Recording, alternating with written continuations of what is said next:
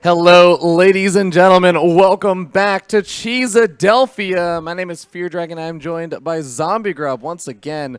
And we are here on day 2 of this awesome North American LAN event with a ton of awesome games getting ready. The playoffs are all set. Some of the games have even already started playing out. Some of them have finished already as we had some faster games. But yeah, how you feeling today, Zombie Grub? I'm feeling pretty good. Yep. I'm very excited to get into the brackets. I mean, groups are fun and all. You see a lot of wonky games. You have a plethora of games to choose from. But then brackets are really where the hype begins. Like who is really going to make it through to, I guess, ultimately the finals for the most hype. Yeah, it's a single elimination bracket at this point. No more group stages. No more second chances. And these are going to be best of 5s as well. Just to note, I think we already had a couple of finishes for the round of 16. We had Cham, I think, taking a 3-0 over Print F, and Rail taking a 3-0 over Raze. But this next match, I think, is one that a lot of people are excited for. It's a repeat of the semifinals from Cheeseadelphia 4. It's going to be JonSnow versus MaSa. I mean, these guys must have played each other dozens of times. Hundreds of times maybe after that one. Yeah, probably. Right? Two of the best that North America has to offer. Maybe MaSa for a little while longer, but JonSnow has always been on the forefront of people's minds. And then most recently, I guess in the last year perhaps, it's like, okay, that's top 4 potential there, right? So it should be very interesting considering that MaSa has admitted that he's out of form, or JonSnow I think is really hitting his stride. Yeah. And MaSa, though he did make it out of groups, it was on the back end of Cheese. That's how he got out of his group, just barely. Yeah, absolutely. I think that's a really good summary of this. JonSnow looking very consistent right now. MaSa, a little bit more of the inconsistent player in a lot of respects. And I know that he has only really been playing StarCraft again after his school finals finished up maybe a few weeks ago. So, yeah, he's still kind of getting back into the swing of things. And that is a little bit worrisome right now for him, I would say. Yeah, especially because I feel what directly impacts that in this matchup is the momentum.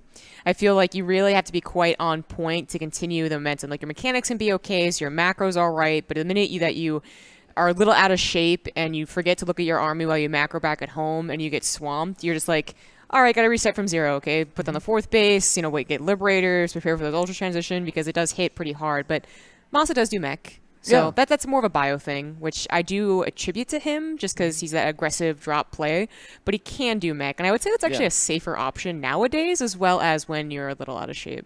Yeah, and I think the thing that I like about MaSa's mech is that he still finds those ways to be aggressive. I mean, you always see the Hellion harassment and everything, but one of the big other factors of those mech openings are going for the 2 Thors and the 2 Medevacs. Yeah. And MaSa's control with those 2 Thors and 2 Medevacs is some of the best and most impressive micro that I usually get to see. It has to be so on point, though. Losing a Medevac with a Thor in it is a little more expensive than losing a Medevac with 8 Marines in it. There we go.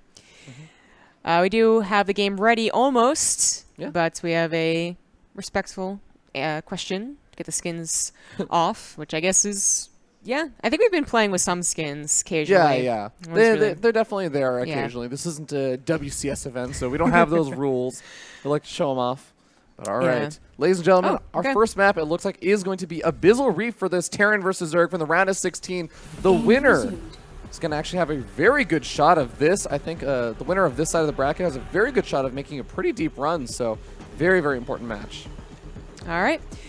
Let's get into it. It is a best of 5, which will reflect on the screen shortly. In the top left as the red Terran, he is MaSa. And in the bottom right, we have the blue Zerg player from Psystorm Gaming. It is JonSnow. MaSa chewing on some gum or something right there. Probably. Getting ready to chew up his opponent, Zombie Grub. I don't think he's like, chewing on tobacco. Like, it's a 20s baseball player, but maybe. You just see him randomly spit. Spits on the camera on accident. Did you ever eat Big Chew Gum or whatever that was called? The stuff that was shredded? Shredded? Yeah, it was shredded, so it made you feel like you were a baseball player eating tobacco. No. Oh, it's actually really good. You should try it. And it makes you, and when you were younger, it made you feel like you were like, big and tough because it was supposed to be like you were a baseball player that was chewing tobacco. But I feel really cool not chewing tobacco. I mean, now you do, but let's be honest, smoking was really cool when we were younger. Wow. No, just kidding. All right.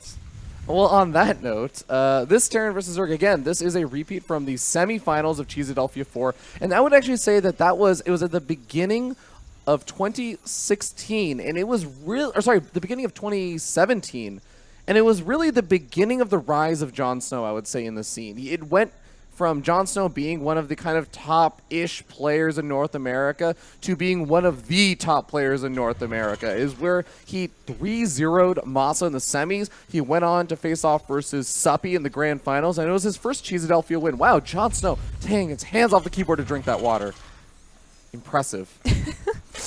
Impressive or waiting for an overlord to pop? Zerg is so easy. You don't even need your hands on the keyboard, Zombie Girl. Yeah, right.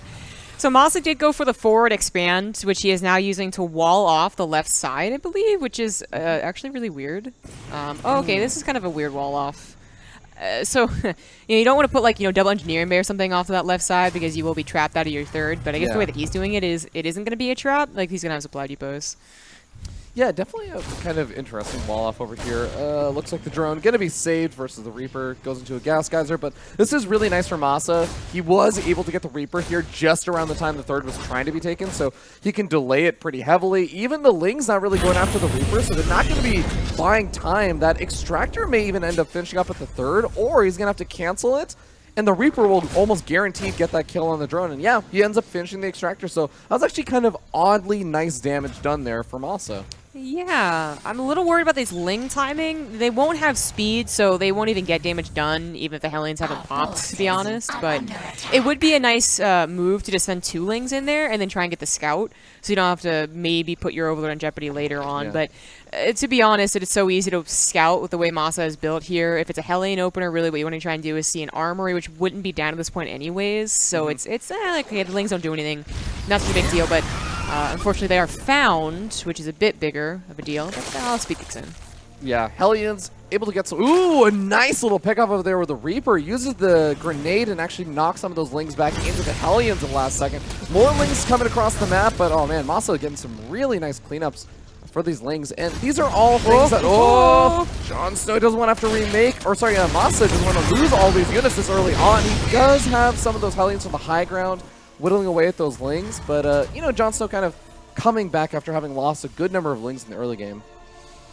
Yeah, very small scuffles going on, nothing of note, especially because MaSa isn't going towards a Hellbat push where maybe you do really want an extra 2 or 4 Hellions. He is going into Bio as well, which JonSnow, I mean, because of the weird way MaSa has built here, and he never scouted how he built, he would have gone in the wrong direction anyways. He wouldn't have seen the tech lab researching Stim.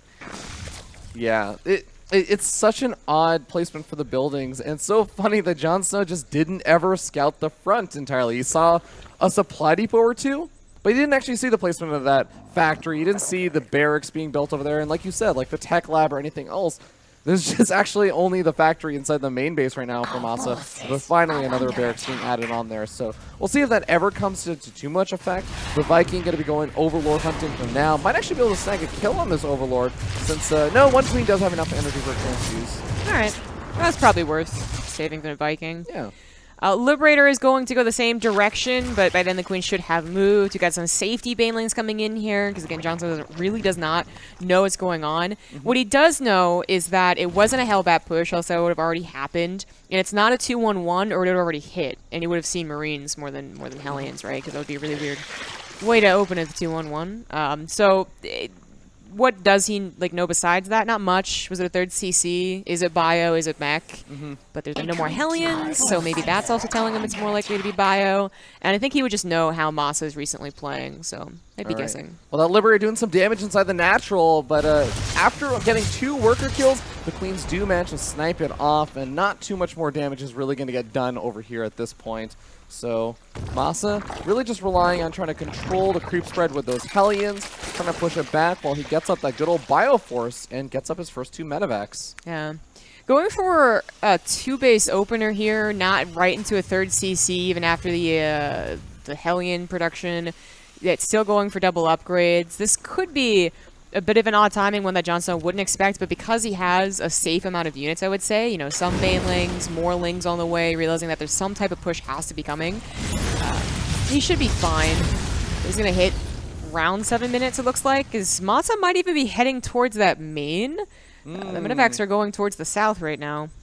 All right, we'll see if they're able to get some damage done. MaSa going to be able to hit with multiple different forces all at the same time. Even the Viking might be able to find an Overlord during this time just to occupy JonSnow's time. But here we go.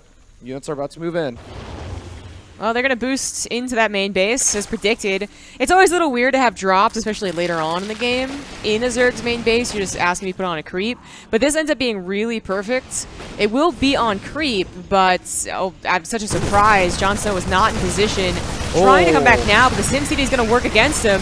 Oh man, those evolution tippers, the Hydralisk Den, are really working against him right now. MaSa going to go further back into the mineral line. Does eventually pick up, and those medevacs getting a little bit low on health, but he unloads over by that third. Going to find a few more drones. Already some really nice damage offerings from MaSa, not necessarily to the economy, but picking up a lot of these links. As chaotic as that was, you really do have to stop and see what the damage was. Like that looked like a lot. It was a complete surprise, but the Evos weren't targeted. 5 drones went down. I think another drop case and a couple more drones. So 7 drones in total. Banelings have been used up with that nice focus fire too. The Marines are going to forfeit even to this one queen. Going to focus fire a couple more before they get out. But okay.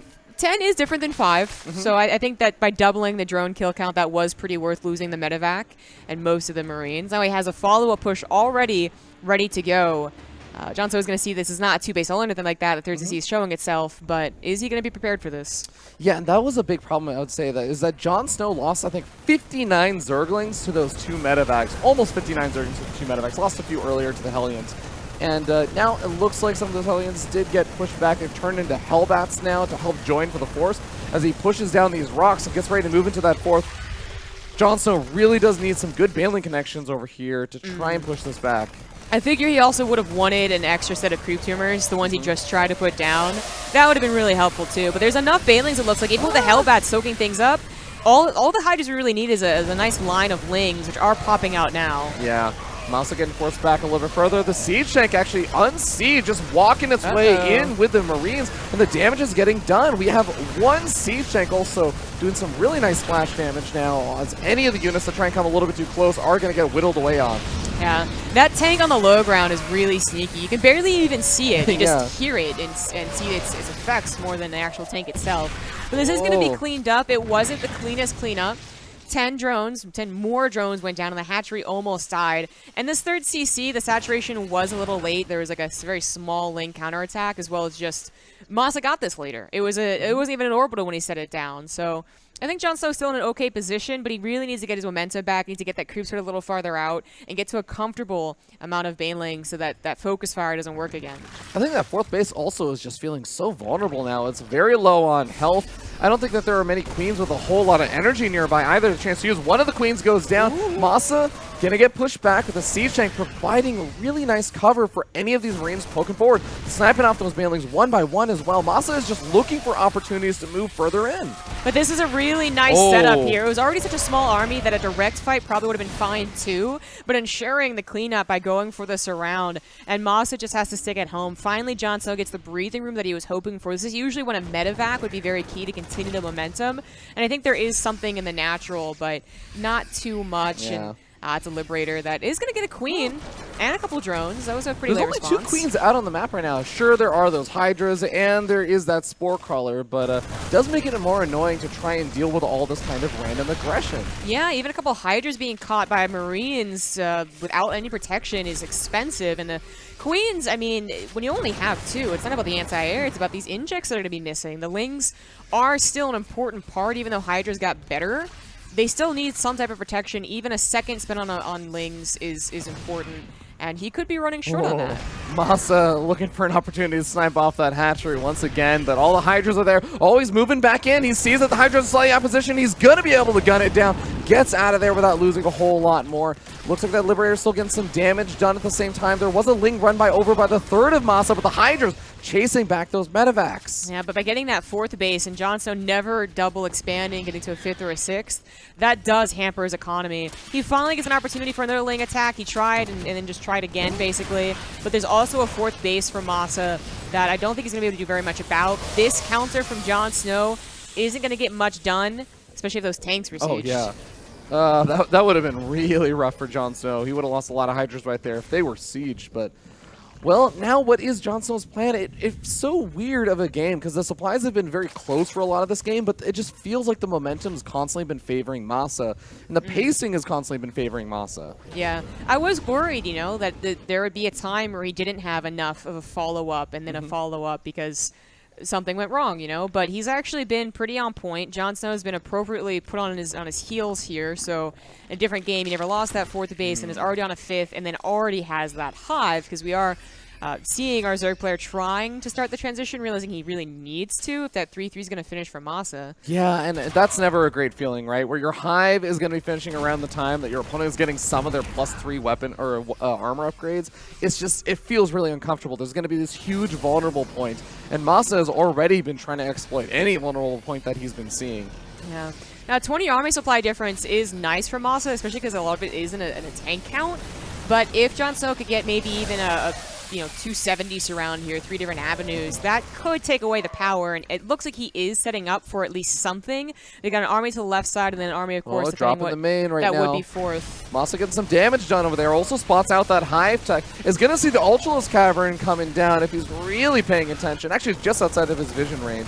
The Hydras will be able to clean this up, but still, JonSnow trying to move forward. He's trying to break through the Siege Tank line, but the Marines coming in from the backside. The Siege Tank's well spread out, but JonSnow does have a few too many Hydras for MaSa to deal with. It does look that way. The tanks are going to be cleaned up, but it was costly. A lot of those Hydras were what was buffering. The Lynx finally coming in here, too. The drop continues on in the 3rd base. It's not very much, but it does deny mining. And JonSnow, even if he does get to the Ultra Scavenger with chitinous plating, it won't be too many Ultras. That's still a position where MaSa could snipe them down one at a time. Yeah, very important. JonSnow was able to prevent MaSa, though, from getting in on top of that 4th base or getting too much more damage directly to the economy. It seems like there's another Liberator kind of moving around. MaSa does have some beginning of a response to deal with those Ultras in the form of those Liberators. So JonSnow, he's really still relying on taking some big engagement at some point. I feel like he's been gradually losing out on a lot of these engagements. Even when he's trading, he's trading okay with MaSa. Yeah, okay is kind of a perfect word for it. It's like, it's enough to keep him in the game with his head above water, but he's pretty close to sinking. It only takes not cleaning up tanks fast for suddenly that army to disappear. Now the tank count has been cut. Oh no, there's a 4th one again, kind of hidden there. But a nice surround from JonSnow. Looks like it might be enough to clean it up, although the Marauders really are tanking quite a lot of damage. Yeah, the drop on the high ground also doing some good damage up there, sniping off a drone here and there as they try and filter in. And MaSa starting to overpower JonSnow, going after that 5th base. Doesn't look like it's going to be able to finish with all these Marines and Marauders here forcing to cancel. Yeah, and that is a pretty important base. This was not just protection of a base, it was also a trade of an army that JonSnow cannot really afford to remake. A couple of Vipers would have been a nice idea for the actual fights, but of course they weren't really involved. And it's not so much about the tanks. I don't think that was the reason they won. It's now the upgrades and the bio. Yeah. Which Viper's Blinding Cloud can be effective against, but not usually the power unit that it is versus mech, for instance. All right. Well, the Hail Mary play, it seems like is going to be coming with those Ultras popping out. We got the Vipers. We got chitinous plating finished up. JonSnow has to do something with this. He does not have 3-3 started up anytime soon, and that means that he really needs to just make use of these units now before things just kind of spiral out of control with the Liberator count, with getting more Marauders, getting more Siege Tanks out. This is where the Vipers are very useful, though. They might not be great against the bio, and Parasitic Bombing Medivacs is like an okay thing, but they are fantastic dealing with Liberators if you can't afford to go for Corruptors. Maybe if this game continues on for a while longer, Corruptors will be an option, but for now, Abducting, and I do believe that there's still the Liberator bug, so they're really effective against the Liberators, is the way that JonSnow is going to be able to keep his Ultras alive. All right, Advanced Ballistics coming out for that Liberator range upgrade, and MaSa is maxed out. He's starting to move across the map, looking for what angle he wants to engage into. I wouldn't be surprised if he also segments off just one small drop or something like that, a Liberator to go to a different angle. I like that he's also sending just 3 Marines and a Marauder to start cleaning up creep spread. This is to try and open up another avenue of attack later on as well. Single Hydra is going to be able to take this out eventually, but it's going to be the Gas Geyser drones that are killed, so hopefully he remembers to put those back in. It's a 150 to almost a maxed out Terran here. He's going to need everything going for him. A surround, getting rid of those Liberators quickly, but already getting an Ultra snipe is not a great way to start. Oh. Yeah, the other Ultra going to go down pretty quickly. A Blinding Cloud's being thrown down on some of the Siege Tanks. That is good. And it's not too bad of a start for JonSnow now, but man, I feel like as soon as those Blinding Clouds are about to expire, these Ultras are going to be taking some pretty big beatings. I actually looked at the medevac, and I really wish he did throw down a Parasitic Bomb. I kind of scoffed a little bit earlier, but that was all types of clumped up. The last second Micro does take out the remaining Ultras, but there were mistakes on both sides. It obviously goes in favor of MaSa. GG. MaSa taking game number 1 in this round of 16 match. He's going to breathe a little bit of a sigh of relief, as I know he had a bit of a rough day yesterday. People were kind of skeptical, saying, oh, you know, is MaSa really in form right now? But hey, taking the first game off of JonSnow, and he just looked like he had control for a good portion of that game. Yeah, that was exactly how you would want to play a bio game. Consistent pressure, really not letting JonSnow take a breather. The 1 second that he did, it was after he lost a 4th base, so it was just really well played. Now, Abyssal Reef's also like a really nice practice map. Perhaps we'll get into some other of the more interesting ones, like Neon Violet Square, Blackpink. No, it's Ascension Ire, which isn't interesting, but it is nice for Zerg. Abyssal is like pretty much nice for everyone at this point. Everyone likes it. It was actually funny because they were doing the vetoes, and during the vetoes, JonSnow kind of calls me over and was like, hey, Revy, should I veto Battle on the Boardwalk or Abyssal Reef? And I'm like, well, Battle on the Boardwalk is a more fun map. He's like, I'm vetoing Battle on the Boardwalk. We'll take Abyssal Reef. So yeah, I think he's probably, I mean, like, if there's ever a time where a player's like, I equate this map that I dislike it as much as I dislike Battle on the Boardwalk, you're like, okay, you know what? They're probably more a fan of it for whatever reason. Apparently, JonSnow doesn't actually like Abyssal Reef, which I find, I mean, I can see anyone saying I don't like it for X reason, but I can't see anyone being like, well, the race doesn't like it entirely. Yeah. But no, Battle on the Boardwalk, absolutely. I think only Terrans like that map. pretty sure. Yeah, it's a fun map, but Ascension Ire is going to be our second map, and I think this is a much more wide open map. Right. There's a lot less of those kind of, oh, my opponent's sieging up from the low ground with that siege tank. I mean, we go back to that 4th base where he was able to get so much damage done with that kind of semi-hidden siege tank. You talk about all those small little trades and the jumping around with the medevacs. It's harder to do that on this kind of map. It absolutely is. It's going to be a bit of a different tactic, perhaps, coming out from MaSa. On this map because of the lack of siege tank positioning. I will, like, again, note that JonSnow was also missing out on creep spread. He lost so many queens that even if he had time, he didn't have the queens, literally. He didn't even have energy. He didn't have the queens. And that might be a way to start things off a little bit smoother, because once you take control of Ascension Ire, how big it is, how wide open it is, you usually, like, do feel pretty safe on 4 bases. There's, like, a minimum amount of creep spread. All right, well, we're hopping into the game and introducing the players as we're going to be starting up here in the top left-hand corner of the map. Top of the blue Terran player. Put your hands together for the man up 1-0. It's MaSa. In the bottom right, as the red Zerg, he is JonSnow. Also worth noting, we had another bracket update, as it looks like Probe managed to take the 3-1 over Poke Bunny. As Advanced is going to be facing off versus Rail in a PvP for the round of 8. That's going to be happening a bit later on today, as we will be covering all the round of 8 matches, by the way, but not every round of 16 match, as is clear and evident by the fact that I'm reading out results from the round of 16. We're not going to be covering all of those. Right, exactly. It would be a really, really long day, especially with all being best of 5s. But it makes me sad still, because I was like, please, Joe. He was like, no, we need to shut down the venue before 4 in the morning.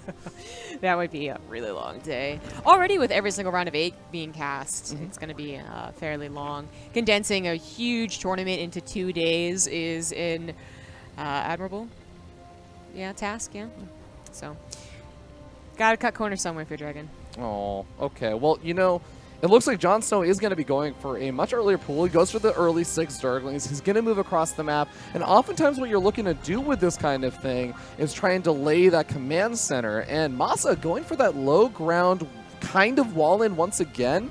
I actually feel like this is going to make things a little bit weirder, because when those Lings, if they're able to effectively evade the Reaper, the factory is also going to be plopped down at that wall in again. And I actually don't know how this works now. Oh, you do get the wall off over the Lings. That's like kind of specifically why you do it. When you consider that you get the second supply depot before Lings come, usually on the high ground, then yeah, you can figure he's going to get on the low ground too. Got it. Okay, well this actually makes a lot more sense. Unfortunately, the reactor might actually be the big target, and that would really hamper Hellion production. That is kind of the like, okay, it sucks you did this wall, but you know what? I'll take it. Yeah. And JonSnow might have still done this because he realized the spawn positions. He saw MaSa, eventually he saw anyways, do this wall off last game, and he must have known this wouldn't be okay to hamper the CC, but he would have known the reactor would have been weak, because you can't choose which side to put the reactor on. Yeah, there's not a lot of RNG and randomness in StarCraft, but this is one of the few things that does come into play. The spawn positions, and Terran players really wish that they spawned in the bottom right. Yeah, exactly. It is still only a mild annoyance. Well, it's a little more than mild because the reactor is something you do want. Like for the Hellions, or even if you were going for like a Marine-based push, then still you want as many Marines as possible. And that's a long structure to make. It's longer than the tech lab. So it's more than a mild annoyance. I would even say sometimes getting the SCV from the command center for 2 seconds is less annoying, but he'll get over it. Yeah, he will get over it, but I mean, it does make a big difference, especially when we go back to the creep spread. Because the Hellions' job in that first game, in the early stages, yeah, you pick off a few Zerglings here and there, but they're also really, really important for kind of preventing that creep spread from getting too far across the map. And when you literally have half the number of Hellions, actually, you only got out 2 Hellions this game so far before finally that reactor finishes up. It's a lot harder to do the same thing. I mean, maybe he doesn't go for any Hellions at all. There's really, when you think about what Hellions do, there's not much. Yeah. We're talking about the creep spread, but that was more like the combination of the Hellions and then a Liberator and then the follow-up 2-base push primarily that scared him. But he does swap it over and then swap the Barracks on over, and I was like, he's going to get a really fast stim, but then I just saw he swap the Starport with it, so it is going to be Hellion Banshee. There we go. His Cloak starts up with it. All right, Lair on the way for JonSnow. He will have the capability of making Overseers by the time the Banshees actually have Cloak and are able to pop in and everything. So we'll see if he ends up even investing into a lot of the Spore Crawlers. He also has it going up to 5 Queens, so that should be very, very helpful for helping to deal with those Banshees. Yeah, that's a faster layer. The 4-minute layer seems to be a really good defensive setup. Yeah, he did note what was happening with the Starport going to go in the tech lab. Yeah, seeing that tech lab is actually a really, really big deal because, yeah, you know now that there's the possibility of those Banshees. You know that you got to be a little bit prepared for them. He's still getting up the Baneling Nest, so I wonder if he's maybe still anticipating something else coming alongside this. But yeah, for now, should have more than enough of the units that he needs to try and deal with this. Yeah, well, the Baneling Nest is going to make this, I think, the safest build he can do, because if they did do a Hellbat Banshee push, then you at the last second could build some Hellions. Yeah. Queens can only do so much after all. But in this case, there's not going to be an aggressive push immediately. It is going to be going into mech, so he throws in that 3rd CC long before extra production facilities. But with Banshees and Hellions, you are also very safe. They're both playing pretty safe. And JonSnow is going to want to scout this. Scouting was minimal last game, continues to be this time. So hopefully he doesn't get too surprised. Baneling Hydra is not bad to start off versus mech either, though, so it's not such a problem. All right, Hellions starting to poke on forward. The Queen's going to be able to easily push these Hellions back for now. The Overseer also joining the fray. And JonSnow feels like he's got all the units that he needs to defend this. He's going for a big round of drones while he gets up that Baneling speed upgrade. He gets up the Hydralisk Den and just prepares for the next stage of the game. But again, he doesn't necessarily know. I mean, he's seen quite a few Hellions, so he might start to suspect now, yeah, it's seeming like it might be mech. Yeah, Hellion count can be what tells you, or at least give you some suspicion. It's not 100% though, so you don't really want to trust it, but it looks like JonSnow is. Or he's just fine doing what he usually does versus Bio anyways. I think the really big difference between mech and bio isn't necessarily composition. As I said, Baneling Hydra is fine against mech for some time. It is maybe how greedily you expand, and do you expect drops or do you expect run buys? And that's the big difference too between bio and mech. So he's gonna have to be a little careful. Get his Queens like some city positions because the Hellions are looking for those run buys. Oh, and they might actually find one over here. No, not gonna find the opportunities. The Banelings moving to a different angle, but Hellion's just going to have to back up for now. The 2 Banshees also able to get only 2 drone kills, but they also managed to kill a drone that was transforming into a Spore Crawler. So that's always like a good feeling. You kill a building off, but here comes the really awesome part, I think, that I always look forward to in MaSa's games for that mech style. It's the 2 Thors, the 2 medevacs, and this is going to be some hopefully really cool harassment over here from MaSa. But yeah, like you said before, if you lose either one, even just one of those Thors in the medevacs, it's going to be dangerous. Are you kidding me? Is this really like, okay? MaSa does. Oh, that got scary for a moment. Okay, that would have been so. I mean, it was such few lings that I guess he wouldn't notice on the mini map. Yeah, but that was almost silly. It's, you know, if you walk anywhere with a ladder, you can get in anywhere. It's the same sort of thing. Walk in with confidence. Walk in with a clipboard. Because Bailey's got the clipboard. You just walk straight to the main base. If I'm walking through a Lowe's or something, I understand that. But if I walk into a grocery store with a ladder, I'm like, am I really gonna get away with that? I think you could get away with that. They just assume that you were there to like get something. You're like there to get something from a high shelf or something. And I brought my own ladder. Yeah. Well, no, you just look like you're there to fix something. Yeah. Well, I was gonna note here the upgrades are kind of odd. So MaSa going for +1 isn't. But JonSnow only going for 1 upgrade is a little, I think, a missed opportunity. You can get very far ahead when the mech player only goes for the 1 armory to start things off. Well, the Thors are going to be paired up more than they're going to do harassment. Actually, no, they shouldn't be. I think that was a good scan and a good realization that wouldn't have worked. But if you find greedier Zergs, you can definitely make this be a surprise push even, where they have no preparation. Yeah. Hellions going to continue to roast away at some of these lings, but the Hydra's finding nice little bits of damage to them. And some of these Hellions might even actually get caught by those lings, but oh god, the Hydra's falling so far behind. It doesn't look like that's going to actually work out too well. Thor's finding an opportunity to move into that 3rd base. One of the medevacs taking a lot of damage, but the Thor's definitely able to deal with low numbers of Hydras or even these Queens, but got to get out of there. So MaSa did note the Overlord drops, and he was running away from those lings. He is building missile turrets, which I think is really cool. Certainly Overlord drops, Baneling drops aren't so popular versus Terran as they are versus Protoss, but I mean, similar things can happen. He actually built those missile turrets to where there was a scouting Overlord kind of between his natural and his 3rd. He doesn't have any in his main base right now. He was literally just trying to take care of an Overlord that was over on top of his army. But he built 3 of them, so maybe he thought there'd be like direct drops. Yeah. Well, I mean, he pulls pretty quick. Oh, not from here. Oh god, Baneling drop inside the natural as we end up seeing the Lings dropping into the main base. A couple of drones also still going down to those Thors, so harassment happening on both sides of the map right now. The Thors. The Thors that they ain't paying attention to. They're not. They're definitely not. Oh my. He might actually still win this fight with the 1 Thor and 1 medevac. I mean, so I guess it ends up being maybe okay, but like you said, still hurts to lose all of those, or any one of those Thors in the medevacs. Yeah, but I'd say that's like I didn't realize that the Thors are gonna win. Yeah. So Thors are pretty good. Yeah, apparently. But if that wasn't the case, if that was like the entire army, that would have been a huge mistake. As it is, JonSnow is the one definitely falling behind. That was kind of a committed push. The Hydra's all dying to a Thor, not getting the other one is a big deal. And then the Banelings and Lings not doing enough. And then he also had like a push in mind, I think, legitimately at the front, and decided that he couldn't do it. So now he's in a very bad supply, like really bad. And his Hail Mary to Hive and Greater Spire is... I do think is the appropriate option, but it's not.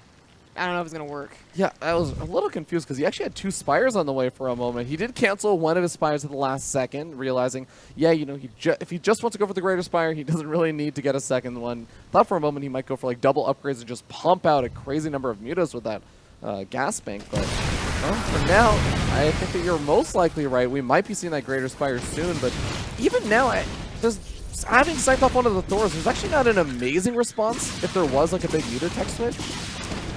That's fair. It's just that JonSnow has never been banking because of the way the Zot game has happened. His supply was low because he didn't have a bank. Yeah. Yeah, honestly, either option is pretty suspect.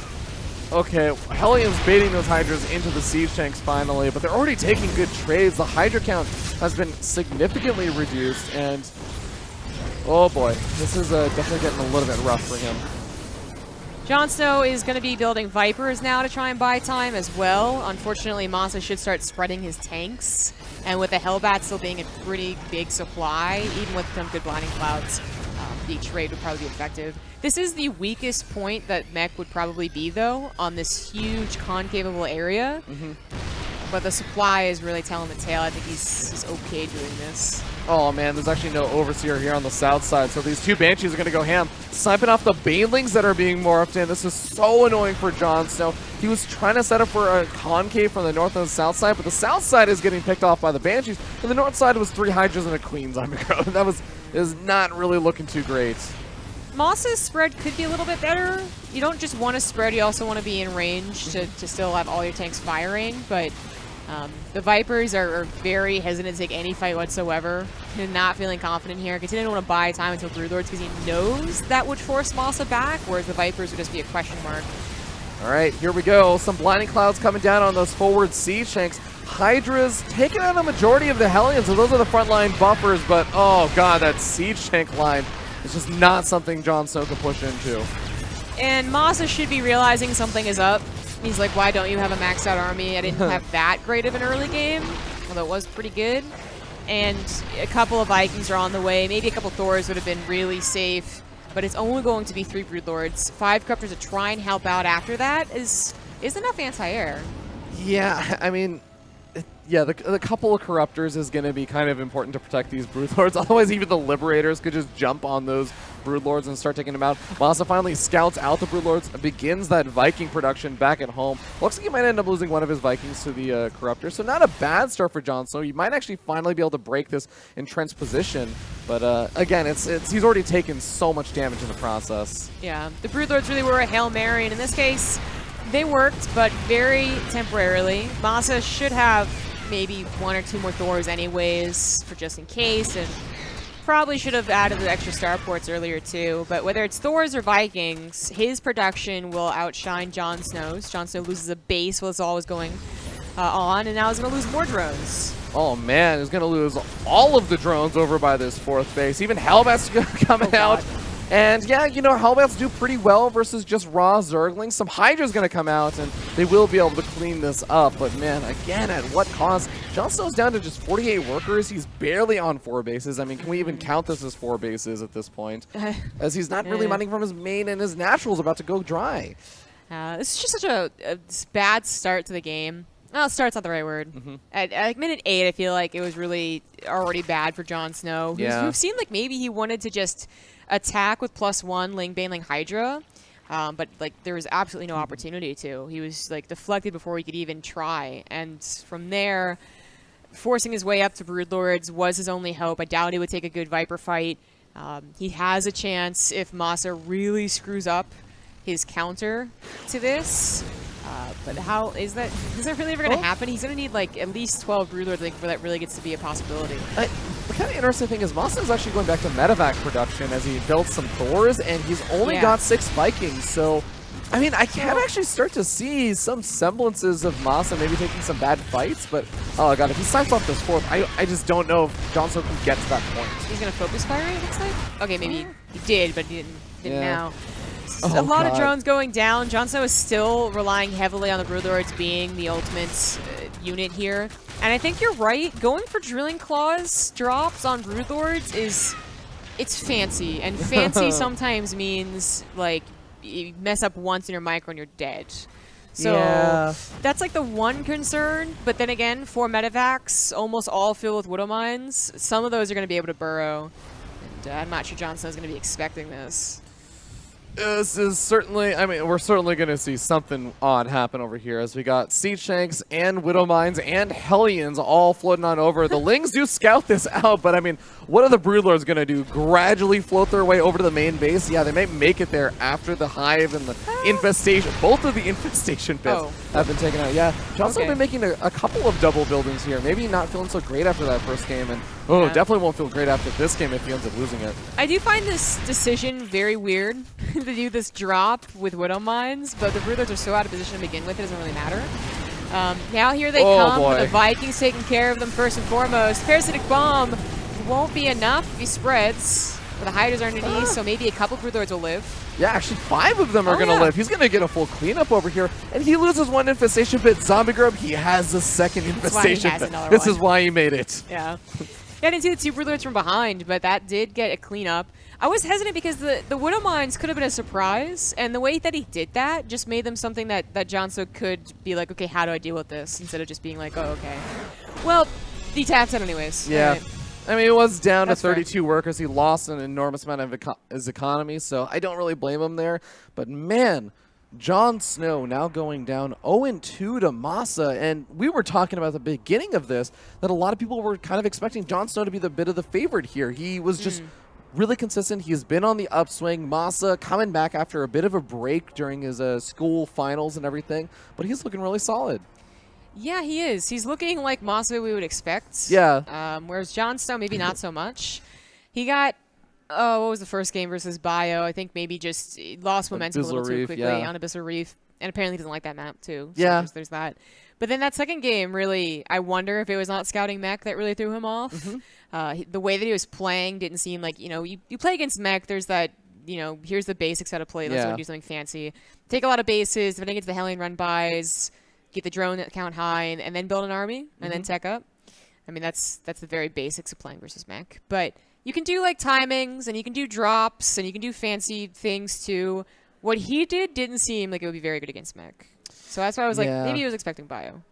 And the kind of cool thing for MaSa now is that he has 3 games to play with where he just says, okay, I'm going to go for Bio again, or I'm going to go for Mech again. And whichever one doesn't work, he can go back to the other one, and then he still has a Game 5 to say, okay, I've tried both of these maybe twice now, and now I can determine on whatever map is remaining what I really want to go for in this final chance. Yeah. Whichever one JonSnow looked weakest against. I mean, he could even throw in a cheese, though, and be totally safe. 2 racks, and then it doesn't work. Oh, well, that was a thing. So, Absolutely. And MaSa is the type of guy that do that. He is. So He's the kind of guy who, like, I'll be, like, standing over his shoulder, and he'll be watching some VOD from, like, GSL or something. I'm like, oh, what are you watching? He's like, I'm watching a bunker rush. I'm like, okay, MaSa. now I do it even better. Yeah, right? But, yeah, it's going to be kind of interesting. JonSnow, again, like a former Cheesadelphia champion. And MaSa, again, he was looking a little bit shaky yesterday. JonSnow, chair. MIA. I like how perfectly centered that text is. It almost makes it look like it was written on that Cougar gaming chair. Almost. It was like slanted a little. Yeah. Production, can we get it slanted a little? Maybe? Nope. Oh, okay. We're getting told by production we're asking for too much. Okay. Yeah. Maybe next time. Yeah, he is off to the bathroom, so well, wait a second. We can't get into the lobby either because they do party. Yeah. You do party too. I don't do parties. Oh, I thought you did once. And I was like, Fear Dragon. No, it's because it messes with the servers for a lot of online It does. tournaments. That's true. Yeah. But yeah. Party is bad for online tournament making. By the way, we actually did have another tournament result coming on in. Epic took the 3-1 over formerly known as Volts, Yeah. currently known as Enchilada, a.k.a. Sasada, a.k.a. Cicada. It's like a cicada. What's wrong with It's spelled Cicada. That's a pretty confusing pronunciation. I'm Oh, from it Cal. is. We don't have. Like gazebo. Why isn't it gazebo?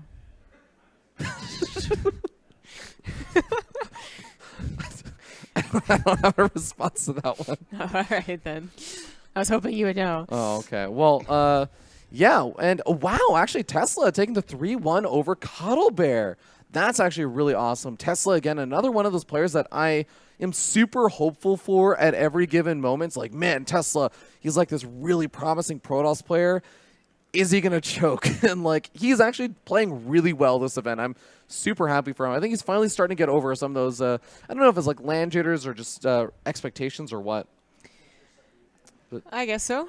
By the way, the next match after this one is going to end up being Future versus Suppy. If you're waiting for the results of that, that has not begun just yet.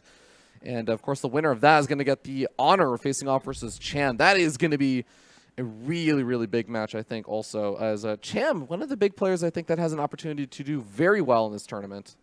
I agree. His performance in the groups wasn't as good as we were thinking, but that doesn't mean that he's suddenly going to be only at the round of 8. Yeah. People have bad days and good days, and I think MaSa right here, right now in the series is kind of showing that. That's one of the funniest things about MaSa, too, is, like, MaSa is the player that I actually think day to day, like, he could be at a tournament, he could actually just do horribly. He'll be so depressed and down on himself, but then he'll channel that depression into playing exceptionally well the next day. He is just, like, I keep saying this, but I really think that MaSa is the player that does the best when he has no confidence in himself. Yeah. Well, I think it's been kind of proven in a lot of cases. Austin 2 years ago was where he had his probably highest peak performance. And those top unfortunately, 4 finishes. like that pressure eventually got to him. And then once he Yeah. was like, yeah, the pressure got to me. I don't care anymore. Is when he made it to Valencia, wasn't it? Yeah, it was Yeah. it was 2017 it was like John Shipping Challenger. He had bombed out Okay, for the so- second time of Challenger in like the early stages, and he was like, man, I think I'm going to just retire. Like, I'm okay with being, to quote him, like a washed up player. And then he like all kills the entire bracket, including like Neeb and like Scarlet and everything. I'm like, okay, MaSa, you can retire now. You're washed up, quote unquote. All right, well, here we go, ladies and gentlemen. We're going to be starting up here in the top left-hand corner of Neon Violet Square. Top of the red Zerg player from Storm Gaming, looking to bring it back. It is JonSnow. In the bottom right, as the blue Terran, it is MaSa.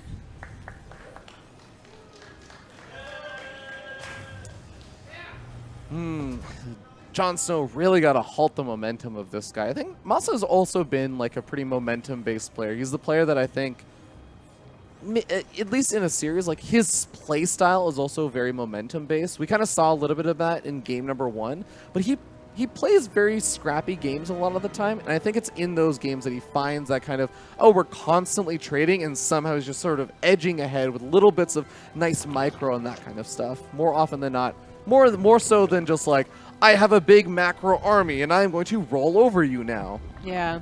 Well, that's what happened last game, Yeah, I suppose. But that is true. Fair two point. very different games, and the styles and literally the production.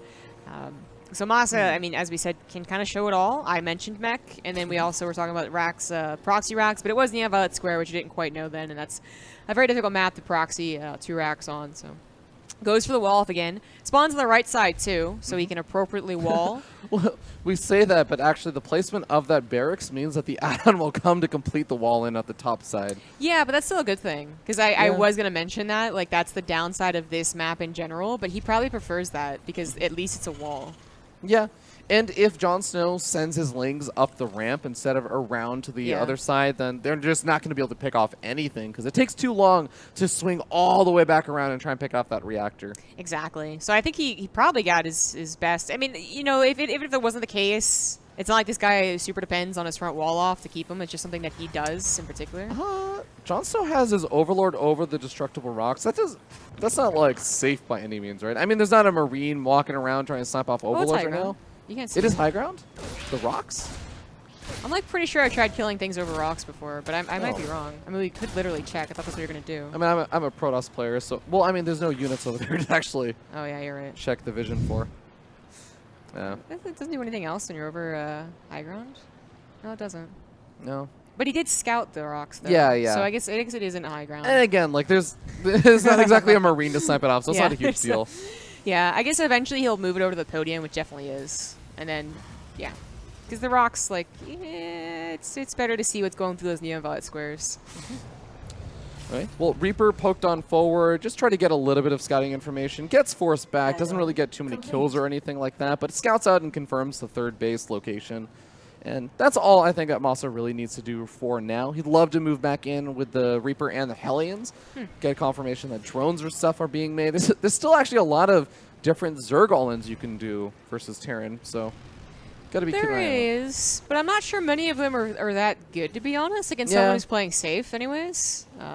Which, hey, MaSa's not playing the safest here. Doesn't look like he's going to add a tech lab to the starport with how he's positioned it. A Ling gets in, too. That was magical. Doesn't get to the main base, though.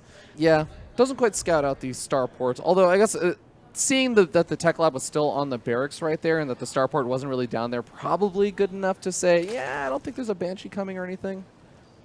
But that, yeah, the armories would be coming. Yeah. And it is in the back of the natural. The Overlord did go forward, and unfortunately he's going to get killed for it. Viking's going to pop out anyways, and unless he had Overlord speed, which some Zergs always get, some Zergs never get, he would not be able to see this. Now, JonSnow has been getting a Baneling Nest at an okay time, but he hasn't been building Banelings automatically, and that's going to be a big difference. Like, what damage can MaSa do before JonSnow can prepare? I mean, he's not going to be mentally prepared, he's not going to be physically prepared. Oh boy, this is getting really dicey for JonSnow. He's still just making drones right now, and MaSa knows it. He saw that larva popping. Is a roach horn on the way now, but is this a little bit too late? I think it is. I'm pretty sure he started his Baneling Nest in the last 2 games at like 4:30 or something. But Yeah. this is going to be a little too late, and then you have to make the roaches, and then you have to get them in position, which they're pretty slow. Well, JonSnow sees that there were 4 Hellions on the north and a few Hellions getting rallied in from the south side. So I think he probably, I want to say he has a good idea about this now. He's moving the Queens down over to the south side, and I think that the Hellions being dropped into the main base. Very tricky. Not bringing the medevac forward to heal the Hellbats, but using it as a drop in the main is not something most players expect. The Hellbat transmission is not super fast without Smart Servos, but it is fast enough here to trade very efficiently, and JonSnow is in a little bit of trouble because on the other side, at his third base, that damage is being done on top of his Queens, which aren't being microed. Oh no, he's busy microing the stuff in the main base, trying to snap off that medevac. He's already fallen down in workers compared to MaSa. More Hellions are going to be turning into Hellbats shortly as he continues to get more and more damage on. Even one Hellbat still remaining in the main base does get cleaned up eventually. And the roaches are now popping to clean things up, but the damage has been done. There's one awkward medevac saying the natural that MaSa can actually salvage at this point. Yeah, he's just going to boost that around. 14 drones and also 2 Queens. That's pretty effective. And, well, the medevac does go down. It makes it a little less effective. That is still pretty good for MaSa, who I assume on the back end was doing some pretty nice macro. He's got a third ATC almost done. Yep. He's not going to put that in the back. He is looking to push forward and take the normal base.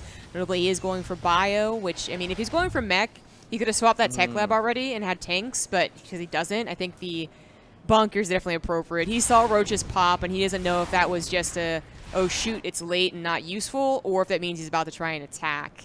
We know with this +1 on the roach speed that it was just like, okay, now they're useless. Yeah. But MaSa has definitely had to prepare for the worst.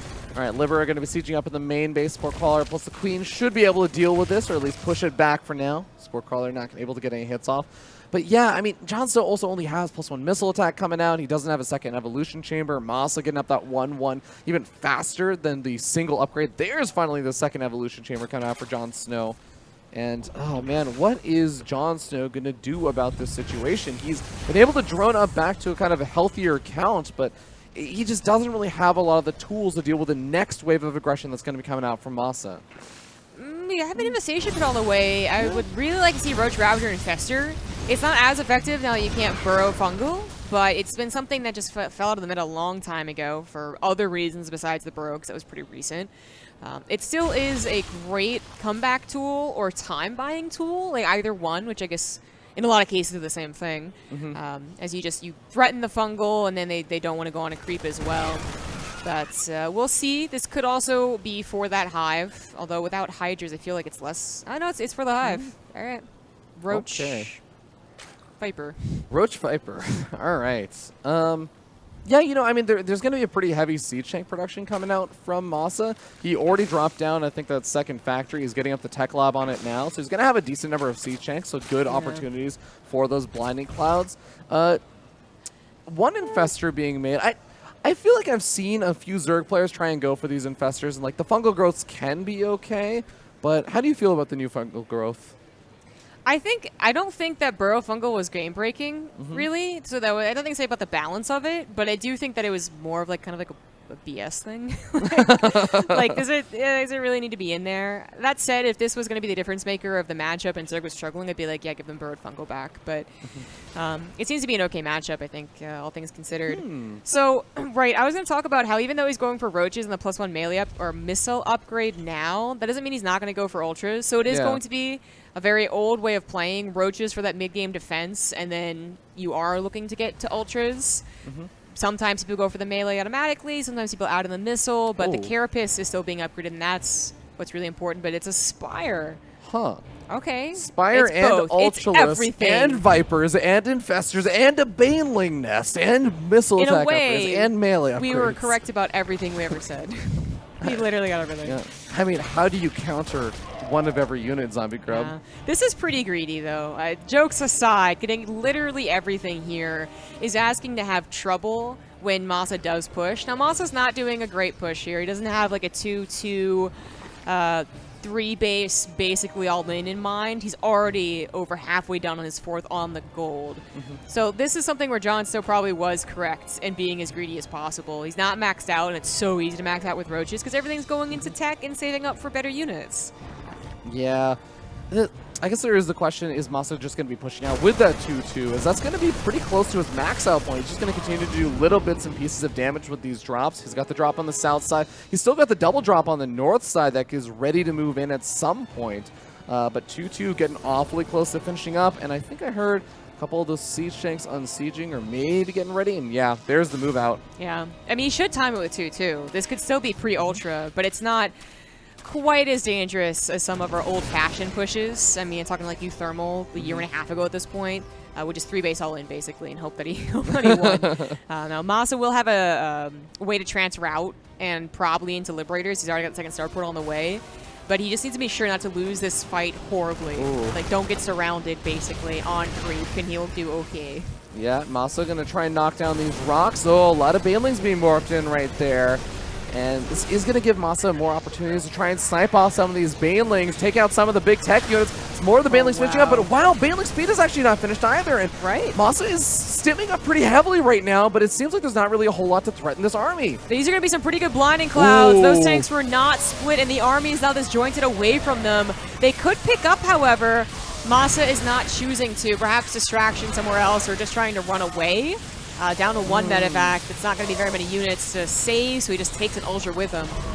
Yeah, he has the medevac situated behind the main base, and he's ready to drop it now. He does get into a pretty nice position over here. You might be able to snipe off some Lings and maybe even get the Ultras Cavern if he's really, really lucky here, as he's also dropping on the south. But, man, yeah, he actually might be able to get this Ultra Cavern. I think so. The Roaches just simply aren't going to kill the army fast enough. This medevac is doing wonders. He's now focus firing the Ultras. I was wondering why that Roach took a long time to die. Oh, Transfuse comes out. There's only 2 Marines left, 1 Marine left, and he's going to be able to save it. JonSnow, really, really nice, since he does have Chitinous Plating finished up, and he has 1 Ultra out, but now he can start making a few more and really take advantage of those upgrades he's going for. Yeah, and because he did end up saving all of his bases there, it was really scary when he lost the Banelings, but he saved all his bases.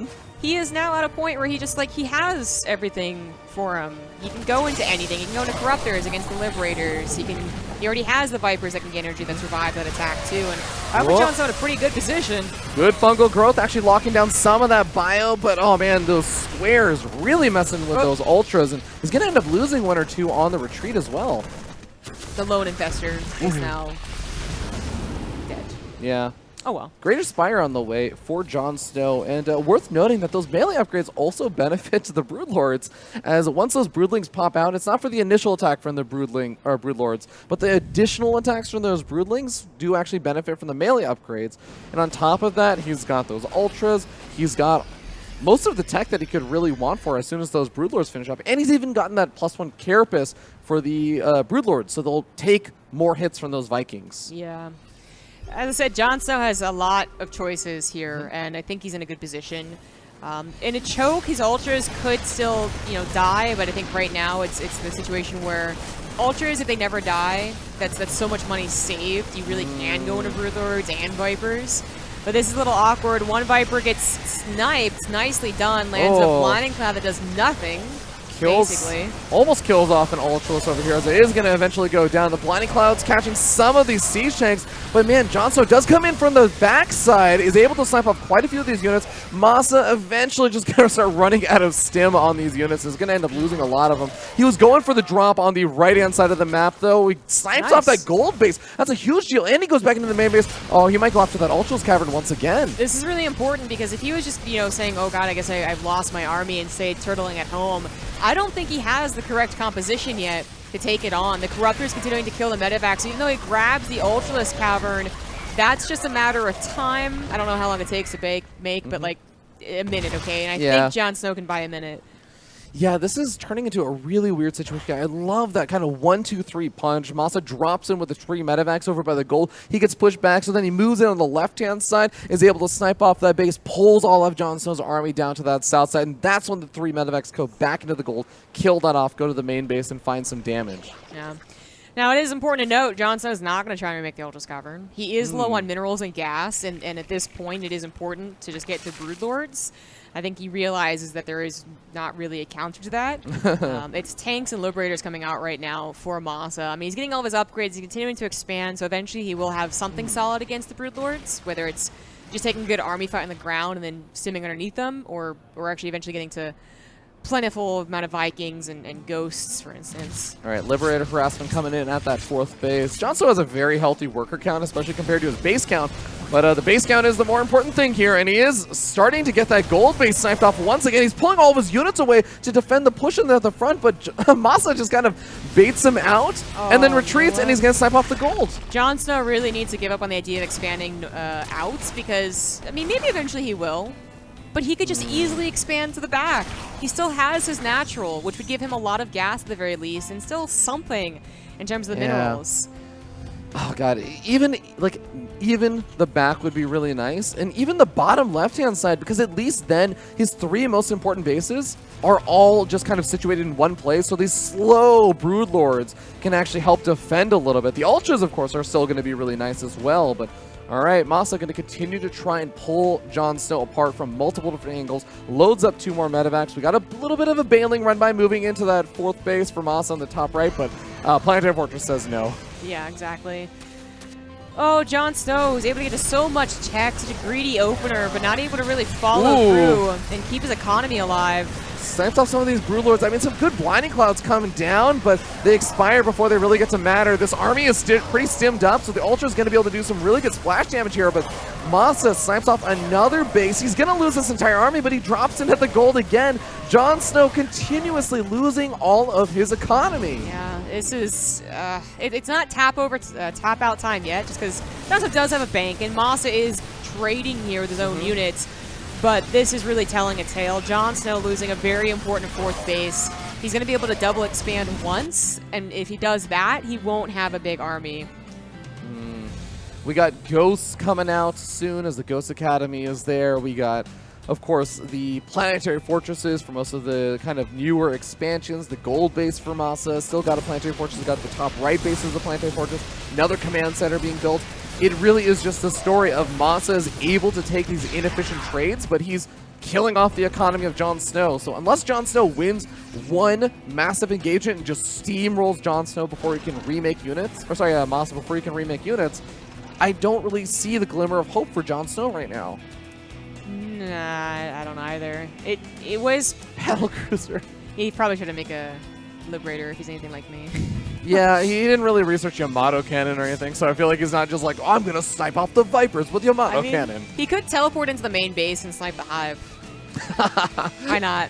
Why not? Do it like right during the beginning of the engagement. Yeah, exactly. Yeah. But I was going to say, you know, at one point, JonSnow with the Broodlords or Ultra, but definitely with the Broodlords, probably had a tech advantage. If he ever took a direct fight and MaSa was still only on tank bio, well, then the Broodlords win. What is this Broodlord counterattack? There's 3 Broodlords on the south side just like, we got this, guys. Don't worry. We'll even up this game. I was like, right. Wait a second. Actually, no. We can't do this by ourselves. But with MaSa having ghosts and what could be some pretty severe starport production, he's going to stop now.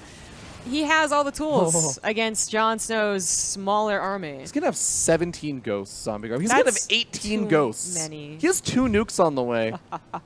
Well, if you expect half of them to have their snipes canceled, I guess that's enough. Wow, that's some Terran Salt right there if I've ever heard it. It's legitimate. It's yeah, realistic, okay? Fair. And hey, you got your wish. We had the battlecruiser teleport over the main base at the same time as engagement. But oh my god, JonSnow actually taking a really good trade here. Now we end up seeing some of those ghost snipes coming on out, though, and the Ultras just disappear. Yeah. Well, either they get, canceled or they die, I guess, in this case. 7 of them died there.